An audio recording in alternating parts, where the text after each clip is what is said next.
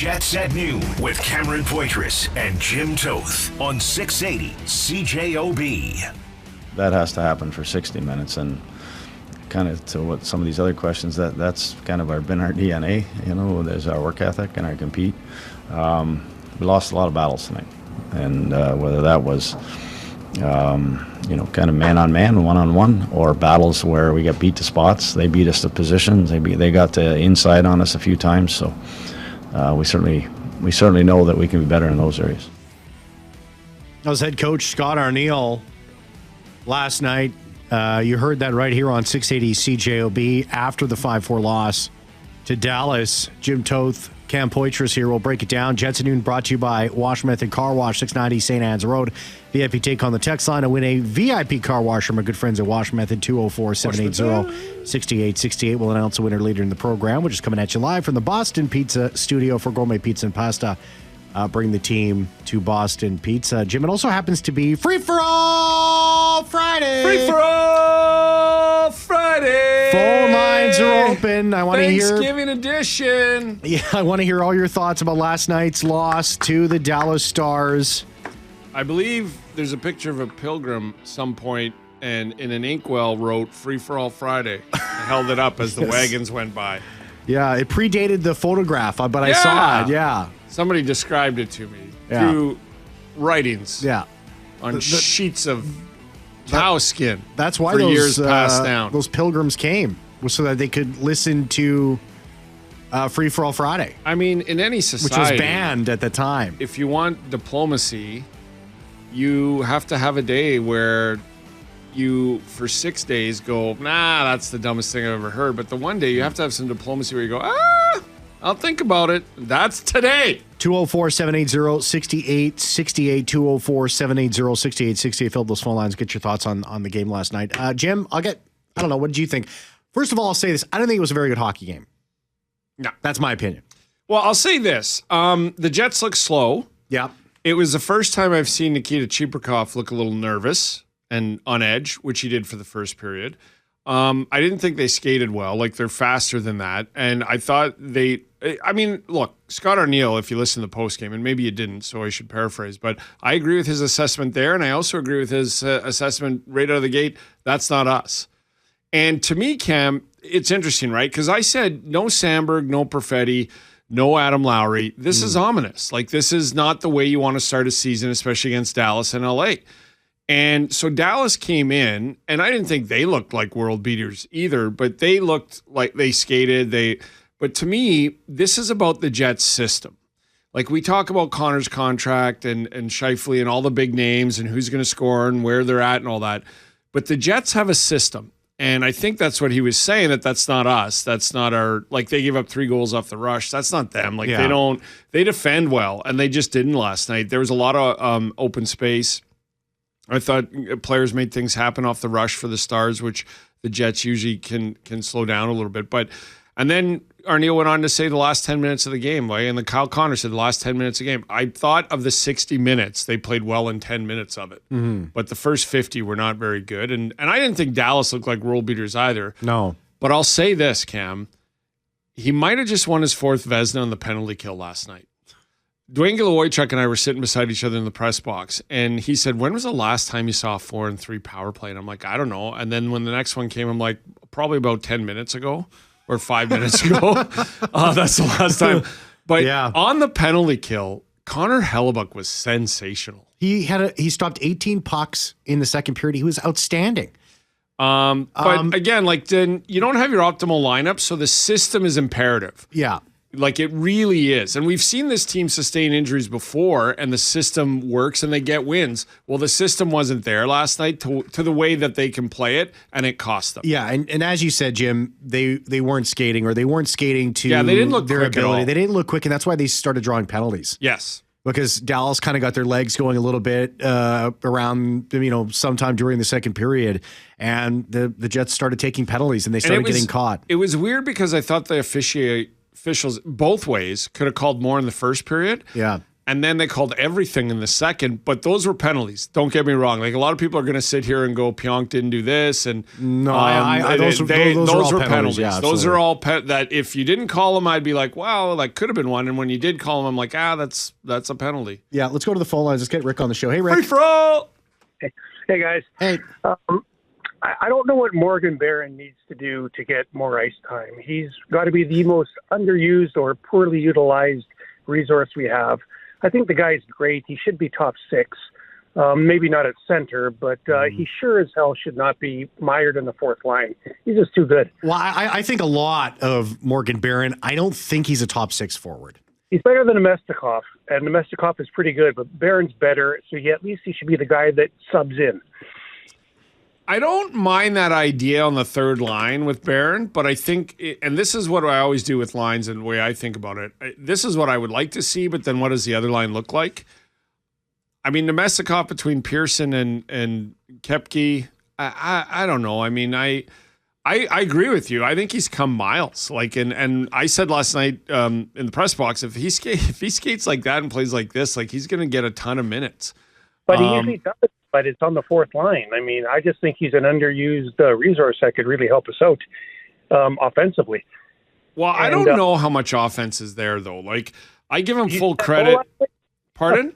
You see that goal last night? It was amazing. I did. Did you see Mikko Rantanen pull up and just let him go do it? Oh, he's just too fast for Mikko. I don't know about that. If you watch Mikko hit that blue line, instead of bending over skating, he stands straight up and probably to your point, Rick, probably thought, well, Morgan Barron's not going to score. Well, Rick, I'll say this. I'm a huge fan of Morgan Barron. Every time the Winnipeg Jets have given him an opportunity, or they've given him a little bit more leash, he's always taken it and he's excelled. I also think you need to treat Morgan Barron as the player he is, not the player that you might think he is or the player that you want him to be. He's a fantastic bottom 6 player. I think there might be some room to move him up into the third line given how things unfold. But it's like Jim said, we'll wait and see how things go. I like the conversation, though, Rick, because anytime you've challenged him with something, either more ice time or a new position, he's excelled at it. So you might be right. We'll find out 5 or 6 games in. If he played like he did last night, he might get elevated because they might need more from him. Yeah, thanks, Rick. Appreciate the call. Great call. One more point. Yeah, go ahead. Mark Scheifele does not get enough positive comments. The guy got 3 assists last night. Everybody talks about Kyle Connor because of the contract and the hat trick, so he does deserve all the talk, but not enough talk goes to Scheifele's fantastic playmaking. The guy is underrated not only in the league but also on his own team, even though he is considered a superstar. Yeah, they play well. I mean, that's a match made in heaven, and Mark said that about the contract. Like, I'm just as happy for myself because I get to play with them, and that's what Kyle said too, right? They work well together. Okay, thanks, Rick. Thanks, Rick. Rick. I mean, Mark Scheifele. I mean, what else? What can we say about the player that he's rounded out into the last number of years here? I mean, it's a 200-foot game. I have to give a lot of credit to Rick Bowness for a lot of that in his coaching and coming in here and getting Mark Scheifele in his game totally right. But I want to go back to what Rick was saying about Morgan Barron and his offensive ability. Where's your head at right now about the Winnipeg Jets and I know that they scored 4 times. I know that Kyle Connor got a hat trick. Where do you see this team and its ability to score after 60 minutes? To be fair, the reason, and I know a lot of people push back on that, and that's fine. Like, welcome your opinion. Let's discuss this. Yeah. To me, it's ominous. It's who's going to score.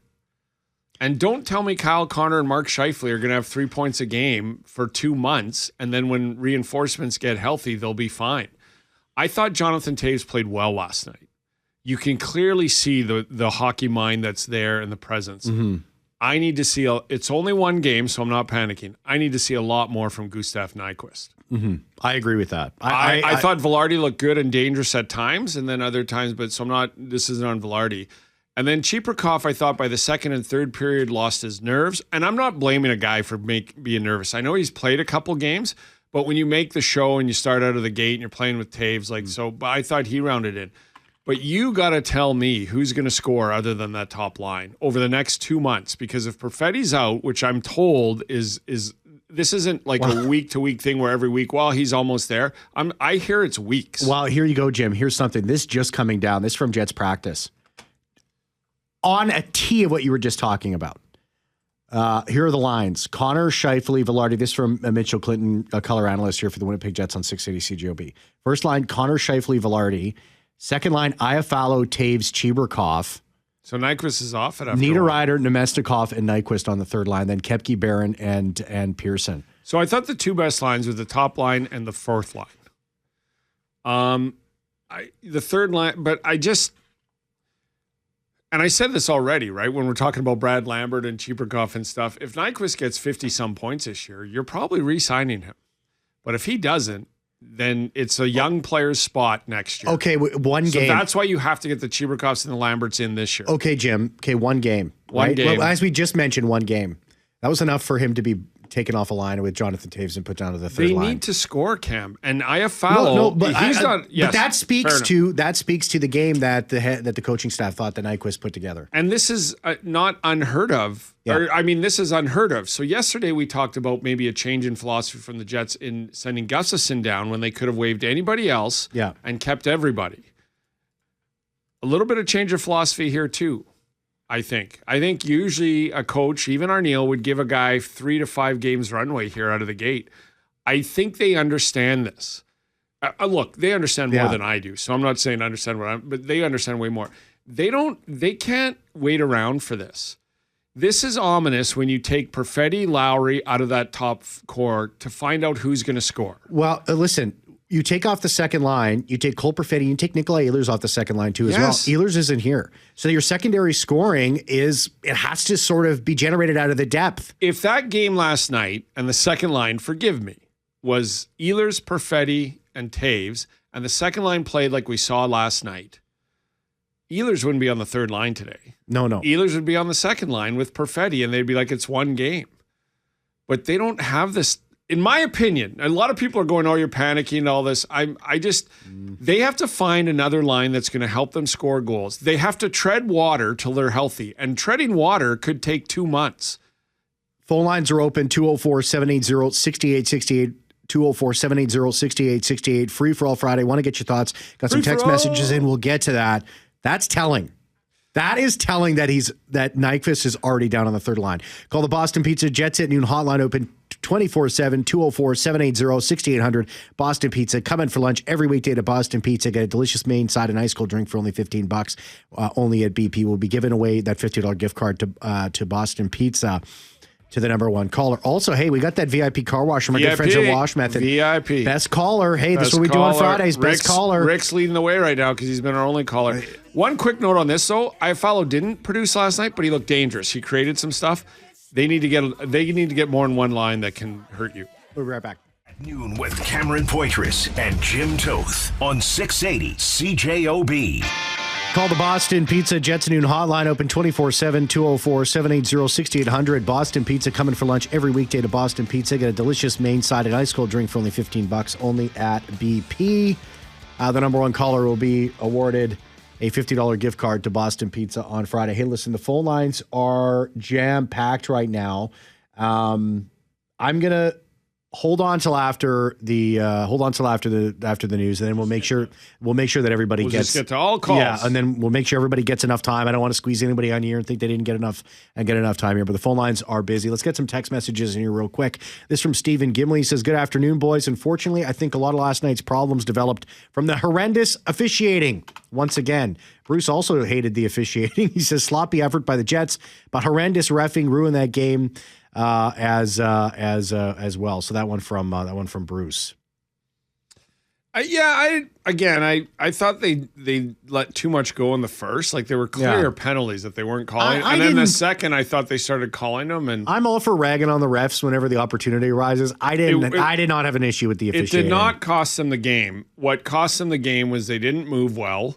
They didn't play well for 50 minutes. Now, it's tough to when you're taking penalties, but those were penalties. Well, that's what really slowed them down is they started taking those penalties in the second period. It leaked into the third, And then they just didn't get their feet moving. And they got caught. Bam, gave up the middle of the ice. Bang, bang, bang. Game was essentially over. A Herculean effort even to get back into it. The reason I said you need to see more from Two Velarde shorthanded goals, my God. Because we didn't see Velarde. He wasn't on the ice in the second because they were just killing penalties, right? Yeah, let's take a break. 204-780-6868. Your thoughts, Free For All Friday. When we return, Jets lose their opening game 5-4 to Dallas. A lot of room for improvement, a lot of little things I can do better. Definitely trying to start the play with the puck off the face-offs, and didn't really get that going for my line out there, but I was pretty close to making things happen, getting us on the board as well, and so I think there's some positives that I'm excited about. So that was Jonathan Toews. Certainly didn't look out of place yesterday. He got a couple good looks. Certainly felt like he was going to get one, maybe, or get close. He had a great look from Chibrikov.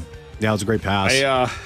When he missed the net on that chance, Darren Dreger was sitting beside me in the press box, and I said, he'll stay here till 4 a.m. now working on that shot. And we laugh because that's what he is, right? Like anytime he misses a pass or fans on something, he just is so hard on himself. He's so driven. Jets at Noon is brought to you by WashNet Method Car Wash, 690 St. Anne's Road. VIP take on the call line to win a VIP car wash from our good friends at Wash Method, 204-780-6868. We'll announce the winner as the call comes in later on in the program, as we're coming at you live from the Boston Pizza Studio for gourmet pizza and pasta. Bring the team to Boston Pizza. Let's bring Blaine on the line. Hey, Blaine, what's going on? Oh, not too much, guys. Just driving home. Just wondering what you guys thought about the power play last night. Boy, I thought that cost us the game, and we had, 5 straight there, and we didn't score. Yeah. Again, you see, here's the thing about the power play, right? To really get, you see, because in the preseason, you're constantly mixing guys in and out. You don't really get too much reps with the full group. And then when you are actually practicing the power play in practice, of course, you're not going to get you're not going to get the same level of competition against another team. So this was sort of its first out. I agree. It would have been nice to get one, especially at that delay of game to force overtime. Hey, that would have been a big opportunity and a big moment that a power play midway through the season has to come through and deliver. It didn't. It's tough to really pick it apart or say it was this or that. I don't think you make a great point about it, but I just think it's pretty clear why they lost. They didn't skate well. They gave up too much over the rush. They were not in their whenever they got a goal on, it did not look like the Jets in the last 2 seasons. Yeah, that's true. But I just thought, I think it was about a 4 or 5 run we had in the, first at the second there, and there was just no shots generated on there. Oh, don't tell me we're going to have one of these games, right? You're right. One would have buried. It wasn't, Blaine, it wasn't a great hockey game. It just wasn't a great hockey game. It wasn't well played, I think, by both teams. And you know what? And next year when it goes to 4, get ready for this to be what hockey looks like over the first 3, 4, 5 games. Yeah, it's going to be a lot of testing. Or the philosophy would be, we're going to, of the 4 games, we're running our veterans out for 3 of them. Yeah. And we're going to get them in sync and ready to go. Thanks a lot, Blaine. Thanks for the call. Thanks, Blaine. Thanks. Yeah, take care. Let's go to Corey. Hey, Corey. Hey, how's it going, guys? Not bad. Corey. What's up? This is where I see it. We can sit here and pick apart season after 5 injuries, some player turnover, bringing up the young guy, all this, and the pressure of, can we do what we did last year? I had to put all that aside. That was game 1. We got to come back and get some points. We're all talking about that. Nick's gone. Big deal. We got that. We just need to get a little bit more out of the guys that we got that are maybe used to looking at that first line and doing the scoring, and they're coming and looking at their line saying, let's not get scored on. So I want to see, I want to see 3 more goals out of Velarde. I want to see 3 more goals out of Murray, out of Barron, pardon me. I want to see, more out of all of those guys.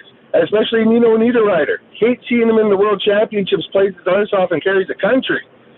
I want a little bit more out of him. They can do it. We got the people on the staff.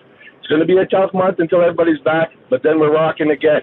So hold on, Winnipeg. We'll be just fine. Well, listen, I think the team over the long haul of the season is going to be just fine. I actually have I have concerns about the second line right now. And the fact that you, after 1 game, you have the coaching staff for the Winnipeg Jets, who they do not normally do such things like this. They move Nyquist off the second line. That to me speaks volumes. That Iafalo's been moved up there. Iafallo looked good last night. Yeah, he looked good. But like, is this an ideal second line? Iafallo, Taves, Cheeberkoff. Oh, absolutely. Go back 2 months. So I'm saying like the secondary scoring, I think is going to be a concern over here. Do the Jets have to overcome it? Yeah, absolutely. There's no excuses around it. The depth's got to come up. But the other thing is it is the first game. And Sam Steele was on the top line yesterday for about 5 minutes, and then they took him off it. Yeah. And then they moved him down and stuff. So other teams are figuring stuff out as well, right? But I credit the Jets. Thanks, Corey. Appreciate it. Corey. I thought with a 12:30 game tomorrow that the lineup would remain the same, and they would just say we got to play better. But the fact that they made a move already just in the lineup.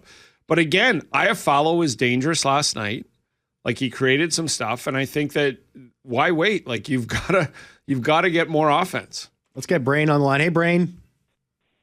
Is that me? It says Brain. Brian. Really? Well, Brian, you got a big brain, so I would have guessed Brian.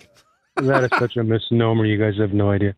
Hey, listen, I'm like the anchor man. If it's written there, I thought maybe you probably were Brian, but I'm like, hey, maybe some guys like to go by nicknames. Maybe you told producer Jeff Forte Brain. Let's bring in the Brain. Go ahead, sir. Sorry, do you mean the movie Anchorman? That's how I pronounce it. Anyway, just thinking about giving the young guys a chance, and we've got the older guys, Nyquist, the Pearsons, and so on. God forbid they get injured in the short term here. Who's your first call up? Who's the first young guy, quote unquote, that you bring up, like from the Moose? Who? Like you mean like Barlow or Yager or something like that? Yeah, like that. Who do you guys? Well, Barlow had a fantastic preseason. He did. But listen, the best course of action to me is like I don't think Colby Barlow or Braden Yager is going to come in and just automatically adjust to professional hockey. They need time in the AHL. I think that's the best place for them in the short term. But I don't know. Anything can happen. It depends on if it's a bottom six. I think Philip Deshepe, comes up. He's played in the NHL, including last year.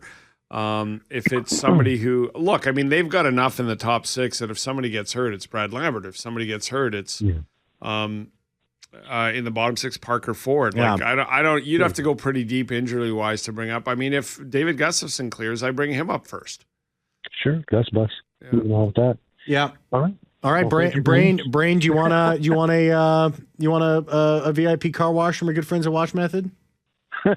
Sure, I can't say no to that. Absolutely. All right. You're the smartest man in Canada right now. Of course, you know that's a good deal. I'll pop you on hold. You'll talk to our Jeffrey Forte. Jason texts. Forte, it's Brian, by the way. Slip of the fingers, my friends. Slip of the fingers. Oh, God, that's funny. No, it's fine. Jason says, Lambert, it's time to put him into the second line. That one from Jason. Well, I don't know if it's time. I think that's a bit of a rush. Not to label it as it's time. But you know what, Jim? We talked about this and if you want to get our full conversation on the podcast, download the Jets at Noon podcast, Apple, Spotify, or on YouTube, wherever you find your favorite podcasts. And you can take Jets at Noon wherever you want, wherever you go. I threw around that idea. Like if the second line can't start producing offense, and I'm not talking against LA. I'm talking, is it an option to put Lambert on that line with Jonathan Taves and saying, okay, they might be -1, -2 on a night, but we got to get somebody's got to go out there and score some goals. Yeah, I believe the second line last night was Wyatt Johnston, Jason Robertson, and I'm not rolling out Chiprikoff and Lambert against that line. Yeah. And I thought the best line, Rantanen was a beast, but I thought the best line last night for them that really had some chemistry was Sagan and Duchesne. And so that's your third line, right? And that's what I'm just trying to say, that the Jets are sitting here. I like Tanner Pearson and Koepke. I thought they had good camps, but are those guys going to move the needle? Well, they weren't. They're going to do what they do, right? They didn't come in here to move the needle. They had energy. They looked well. I thought they were one of the best lines in the first period. I thought they created a lot, and Scott Arniel rolled them a couple extra times because they were bringing some energy and some foot speed that nobody else was, which is weird for a fourth line to bring foot speed. But But again, when I mean move the needle, are they going to each have when they finished first or 2 years ago and finished second in the West, that fourth line each had 10 goals. Are those guys going to pour in 10 goals? And I love Morgan Barron. I love the talk around him and how he's developed, but that was a shorthanded breakaway. 5-on-5, who's going to score goals? And that's what I think is a big question with this team until Perfetti goes into that line, and then you might have some offense there. Lowry comes back. He's the stir that stirs the drink in that third line. As we saw last night, like that third line was not very they looked discombobulated, and Niederreiter was fighting the puck a bit. And yeah, it's just there's so much bouncing around. It's only game one, but still, I just like they don't. I think the reason they've changed things going into game two already is because they know that they're going to have to tread water for a couple months here. And if you tread water at 10 and 30, and then reinforcements come, it's over. Billy from St. James says, on a bus between Red Deer and Calgary right now, listening to OB Internet. Oh, thanks a lot, Billy. Thanks for listening. I've been on that highway many times between Red Deer and Calgary. Me too. This texter says it's not a third line demotion for Gustav Nyquist. It's a new combination of veterans, Niederreiter, Nemesnikov, and Nyquist that Arniel wants to look at matchup strategy against the LA lineup. Well, to that point, you're not wrong in the fact that I just said it. The third line didn't look good last night. They looked like, and I know Niederreiter had some bouncing pucks and figuring it out, but it didn't look smooth and everything like that. So maybe that is the point of just do that. But I think Iafallo created some stuff last night. He had a couple dangerous things, and I think he went up there. I thought Chibrikov was a little nervous in the first, but let's not forget that great feed to Taves that we were talking about there when he missed the net. That was Chibrikov's pass. That was a fantastic pass.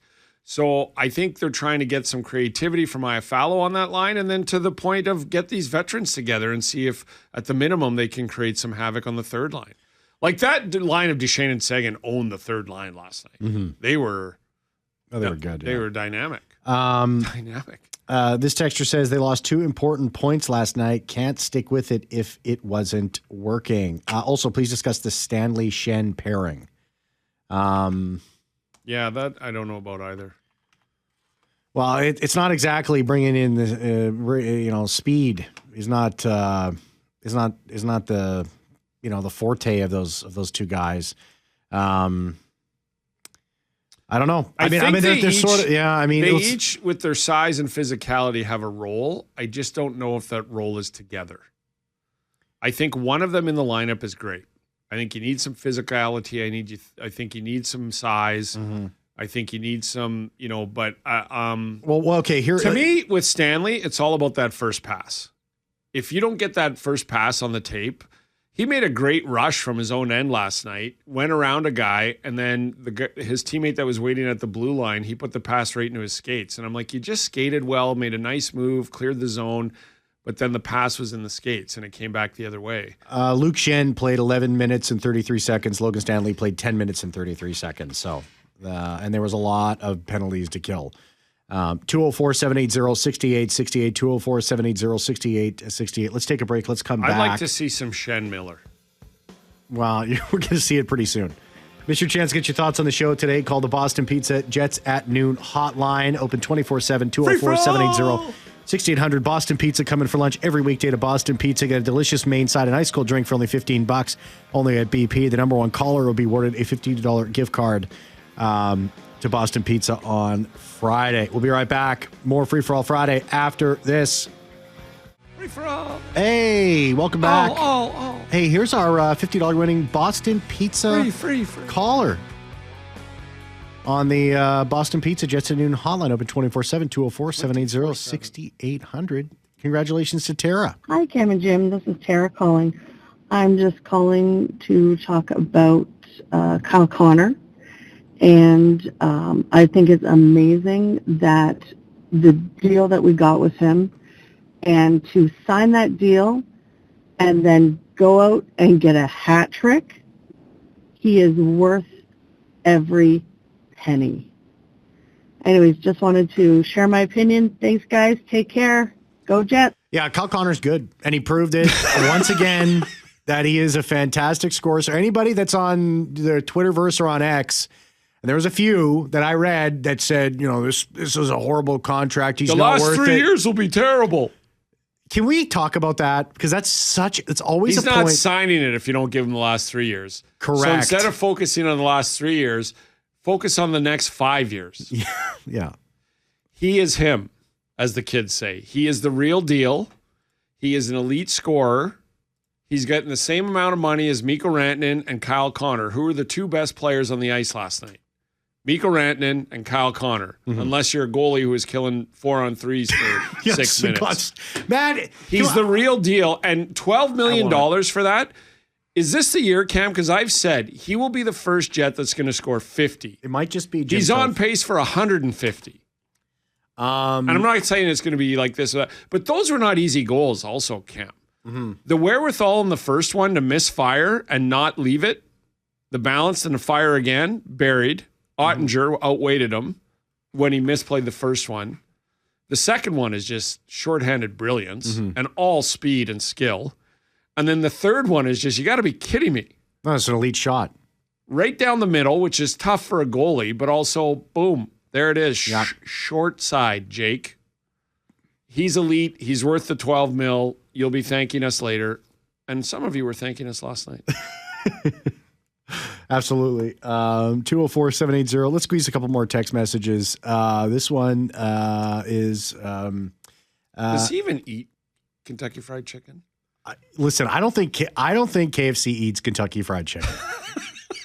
I don't think he does. So no, listen, I don't think there's anybody on this team. You think Mark Scheifele? One of those. When do you think the last time Mark Scheifele had KFC? I remember that interview he did, and he's like, it's been do you decades. ever have sugar? Like, I remember he was talking about all the kale he ate. Look, I just remembered this. Yeah. Back when I was in the room years ago, Mark was like his second or third year in the league, and he was working out with Gary Robertson in Toronto. I don't think he does that anymore. But I was like, can you talk about what that means in the offseason, what you do, like what it is? And he goes, the workouts? And I'm like, no, what encompasses? He goes, because Gary won't let you work out with him if you don't follow his dietary plan that he hands you. He said, well, I got my Italian water and I got the kale and I got the, the this. And I'm like, wait, whoa, what do you mean the Italian water? He goes, well, Gary did my DNA and feels that this mineral water out of Italy is the best thing to suit my genetics.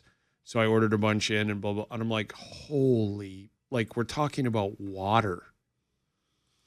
That's how serious he takes. And then in another interview a couple of years later, he said, do you ever treat yourself? Do you ever have a cheat meal? Do you ever have sugar? He says, at the end of a season, I will have one chocolate bar. And they're like, what is it? And they're like, a Snickers. And I'm like, that's not even the worst chocolate bar. There's peanuts and good stuff in there. That's my favorite chocolate bar is a Snickers. So, yeah, I don't think he eats KFC either. This texter says, don't forget about the importance of momentum in sports. The Jets lost in the second period, then got it back mainly because of the penalties that we took. However, 2 shorthanded goals on 1 penalty kill is rare as the dodo bird. Yeah, that does not happen we're losing often. in this comeback that they're not going to score 2 shorthanded goals every game. Yeah. But, I mean, Kyle Connor was, and Mark Scheifele was too for that. And I thought, Gabe Velarde in the first period looked really good too. And then the second period, he just never played because of the penalty kill and stuff. I don't think, look, the sky is not falling. I didn't even check with the checker of the sky for the Jets, Ken Wee, but the sky is not falling because of this. But if you're asking me what I saw, even if they did play their system and play well, it's who else is going to score. Yeah. That's what I saw. It's a concern. And listen, it's one game. One game. Saturday. They play their system tomorrow against the Kings, and they could win 3-1. Yeah.